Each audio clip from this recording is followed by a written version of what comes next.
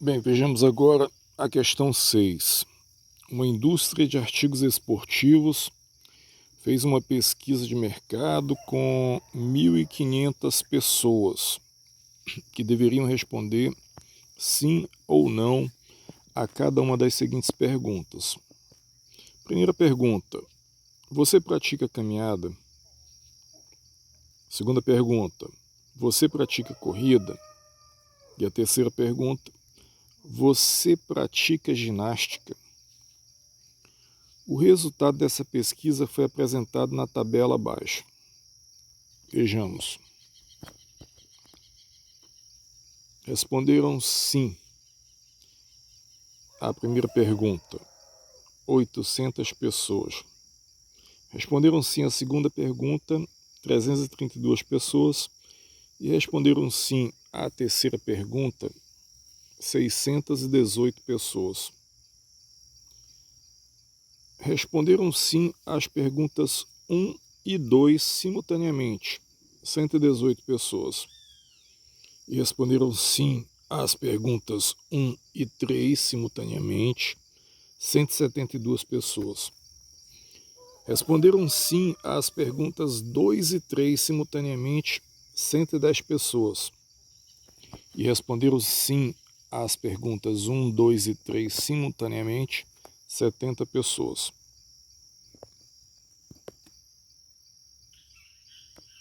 Então veja, de acordo com esses dados, a pergunta é: quantas pessoas responderam não a todas as perguntas? Então olha só, resolução. Vamos considerar o conjunto U como sendo o conjunto universo das 1.500 pessoas entrevistadas. O conjunto A, conjunto das pessoas que responderam sim à pergunta 1, primeira pergunta.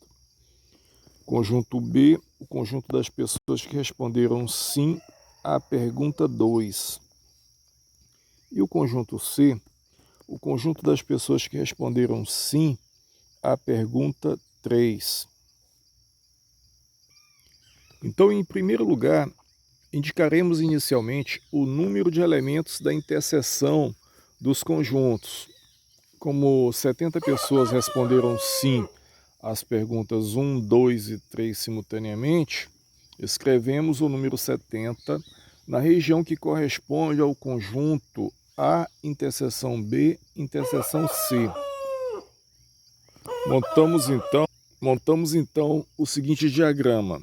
Perceba, temos aqui um retângulo, a letra U representando o nosso conjunto universo, que é o conjunto das pessoas que foram entrevistadas. Todas as pessoas que foram entrevistadas, elas estarão aqui dentro desse retângulo, que representa o nosso conjunto universo. Aqui então estão os conjuntos A, B e C. Observemos que o 70 é a região de interseção entre esses três conjuntos, os três círculos. O 70 está na área que está dentro do A, do B e do C ao mesmo tempo.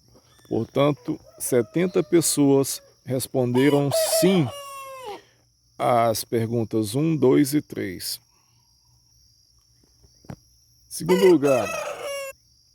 Em segundo lugar, vamos indicar o número de elementos das interseções dos conjuntos 2 a 2. Aquele pessoal que respondeu sim a duas perguntas, né?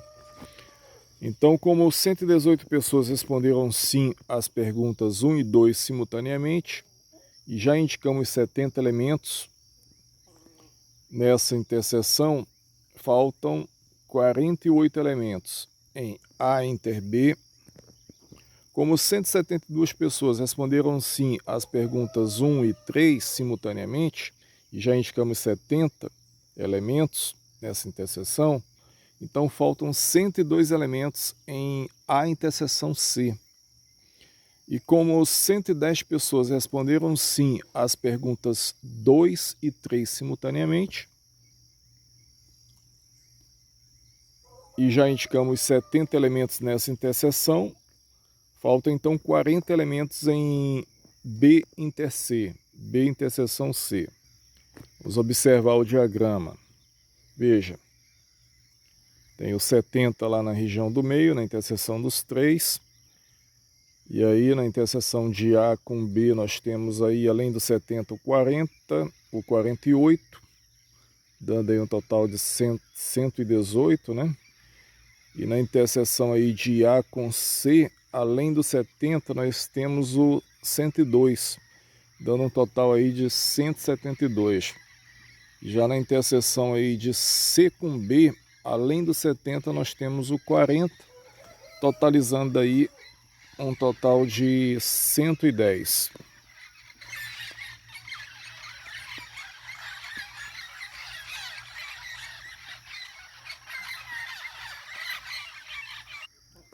Terceiro lugar, como 800 pessoas responderam sim à pergunta 1 e nós já indicamos 220 em A, faltam então 580 elementos para completar o conjunto. Observe aí, ó, quem respondeu sim ao A, a primeira pergunta. Nós temos lá um total de 800. E nós temos aí 70, 102, 48. 102 com 48 vai dar 150, com mais 70 vai dar aí 220. Então tá faltando aí para completar o A, 800 subtraído aí de 220, 580, que vão ficar aí nessa região que está faltando completar no conjunto A. Já com relação à pergunta 2, que é o nosso conjunto B, nós temos um total aí de 332 pessoas que responderam sim a essa segunda pergunta.